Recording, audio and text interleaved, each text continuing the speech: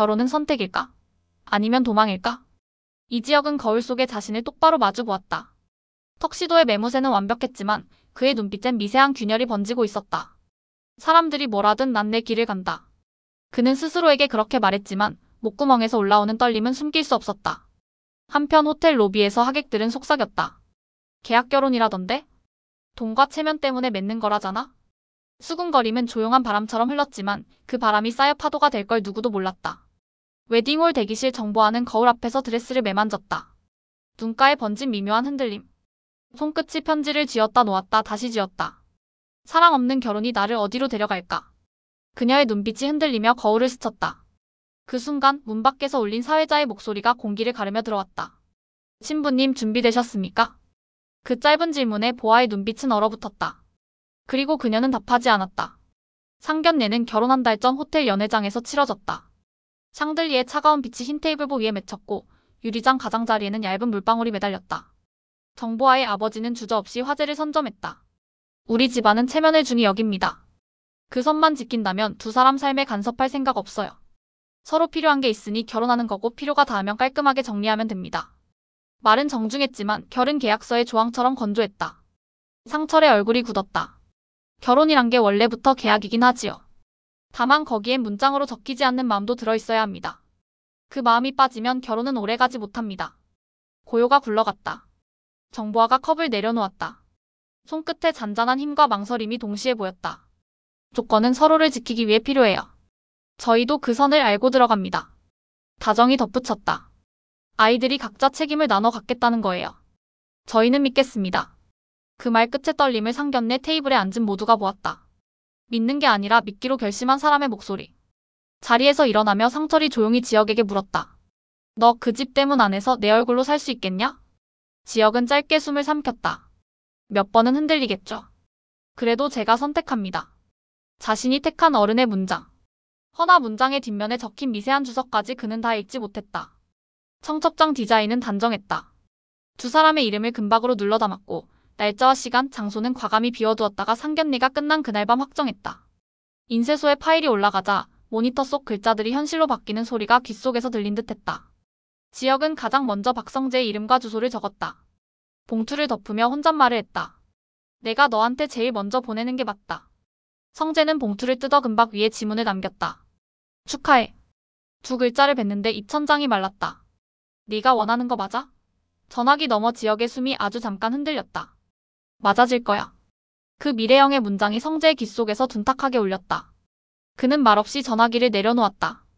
책상 귀퉁이에 흠집이 하나 보였다. 손톱으로 긁으면 없어질 것 같은 얕은 상처. 그러나 나무결은 그 흠집을 받아들인 뒤 더 단단해졌다. 성재는 눈을 감고 속으로 중얼거렸다. 네가 가는 길 내가 옆에서 끝까지 본다. 축복이든 파국이든. 청첩장이 골목 하나 건너 카페에도 도착했다. 셔터가 반쯤 내려온 영업을 마친 시간. 지은호는 봉투를 손바닥으로 밀어 정면에 가지런히 놓았다. 금박의 반짝임이 낯설게 눈을 찔렀다. 그래 이제 확실해졌네. 지혁에게 고백하고 단호히 거절당하던 날의 공기가 아직 뺨 안쪽에 남아있었다. 그 공기는 시간이 지나도 증발하지 않고 얇은 막으로 굳어 말끝마다 작은 상처를 남겼다. 그녀는 손가락으로 봉투의 모서리를 눌렀다. 종이가 살짝 휘었다 펴졌다. 축하해 선배. 말은 입 밖으로 나오지 않았다. 대신 속으로만 던졌다. 대형 호텔 웨딩홀 화려한 샹들리에 불빛 아래 하객들의 웅성거림이 점점 잦아들었다. 신랑 입장. 사회자의 힘찬 목소리에 이지혁이 차분히 걸음을 옮겼다. 검은 턱시도 안에서 굳은 얼굴, 흔들림 없는 발걸음. 그의 눈빛은 끝내 단단했으나 손끝은 차갑게 얼어붙어 있었다. 신부 입장. 모두의 시선이 본식장 입구로 쏠렸다. 흰 드레스를 입고 등장해야 할 순간 하지만 문은 굳게 닫혀 열리지 않았다. 사회자가 한 박자 늦게 멘트를 이어갔다. 잠시 신부 대기 시간이 필요하다고 합니다. 하객 여러분께서는 박수로 격려 부탁드립니다. 억지로 이어진 박수 소리 그러나 곧 웅성거림으로 바뀌었다. 왜 안 나와? 무슨 일이야? 박성재는 하객석에서 벌떡 일어나 대기실 쪽으로 향했다. 그때 웨딩 플래너가 허겁지겁 달려와 웨딩홀 측에 무언가를 속삭였다. 그 순간 하객들 사이로 파장이 번졌다. 신부 대기실 테이블 위에 놓인 작은 봉투 하나. 하얀색 봉투엔 단정한 글씨로 이름 석자가 적혀 있었다. 혁. 성재가 가장 먼저 발견했다. 손을 떨며 봉투를 집어들고 천천히 뜯었다. 거기엔 단 몇 줄만이 적혀 있었다. 지혁씨 미안해요. 결혼은 제게 감옥 같았어요. 저는 다른 길을 가야겠어요. 부디 저를 원망하세요.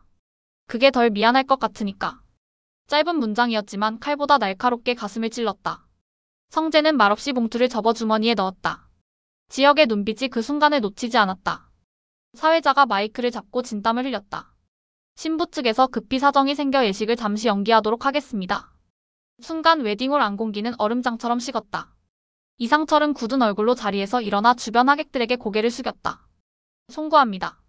이런 불미스러운 일이 목소리는 떨렸지만 체면을 잃을 수 없다는 듯 단단히 붙들려 있었다. 김다정은 자리에서 주저앉아 눈물을 쏟았다. 어쩌다가 우리 지혁이가 이런 수모를 손수건으로 입을 틀어진 채 흐느꼈다. 하객들 사이에서 수군거림이 이어졌다.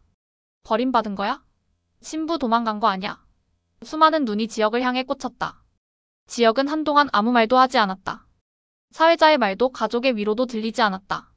그저 텅 빈 신부석을 바라보며 차갑게 굳은 얼굴을 하고 있었다. 성재가 다가와 작은 목소리로 말했다. 지혁아 그냥 나가자. 지금은 버텨봐야 상처만 더 커져. 그러나 지혁은 단호히 고개를 저었다. 끝까지 서 있을 거야. 오늘 여기까지는 내가 버텨야 돼. 그 목소리는 차분했지만 차가운 결의가 서려 있었다. 그날 밤 이상철은 술잔을 비우며 중얼거렸다. 우리 집안 웃음거리가 됐구나. 평생 지켜온 이름값이 하루아침에. 김다정은 남편을 붙잡고 울부짖었다. 사람들이 뭐라 하든 괜찮아요. 지혁이만 괜찮으면 돼요. 하지만 지혁은 방 안에 틀어박혀 있었다. 턱시도를 벗지도 못한 채 침대에 걸터 앉아 있었다. 조용히 봉투를 꺼내 다시 읽었다. 손끝이 흘린 땀에 종이가 젖었다. 원망하라고? 그게 덜 미안할 거라고? 지혁은 입술을 깨물었다. 눈물은 흘리지 않았다. 그저 깊고 어두운 심연 속으로 가라앉을 뿐이었다. 성재가 문을 두드렸다. 지혁아 문 열어. 내 잘못 아니야. 넌 아무 잘못 없어. 문 너머로 한참 침묵하다가 지혁의 낮은 목소리가 새어나왔다. 성재야 사랑도 믿음도 없는 결혼 애초에 내가 욕심부린 걸까? 아니야. 넌 단지 행복해지고 싶었던 거야. 그게 잘못이냐? 잘못이지. 사랑 없는 결혼을 택하려 했으니까. 난 바보야. 새벽녘 지혁은 홀로 한강 다리에 서 있었다. 잔잔한 강물 위로 도시의 불빛이 일렁였다. 그는 봉투를 꺼내 마지막으로 한 번 더 읽었다. 그리고 고요히 불빛 위로 봉투를 던졌다. 종이는 물에 닿자마자 스르르 젖어 가라앉았다. 사랑 없는 결혼은 끝났다. 이제 내 방식으로 다시 시작한다. 오늘도 이야기 함께 해주셔서 감사합니다. 이 드라마의 앞날 여러분은 어떻게 흘러갈 것 같으신가요? 댓글로 남겨주시고 구독과 좋아요, 알림 설정으로 다음 회차도 함께 해주세요.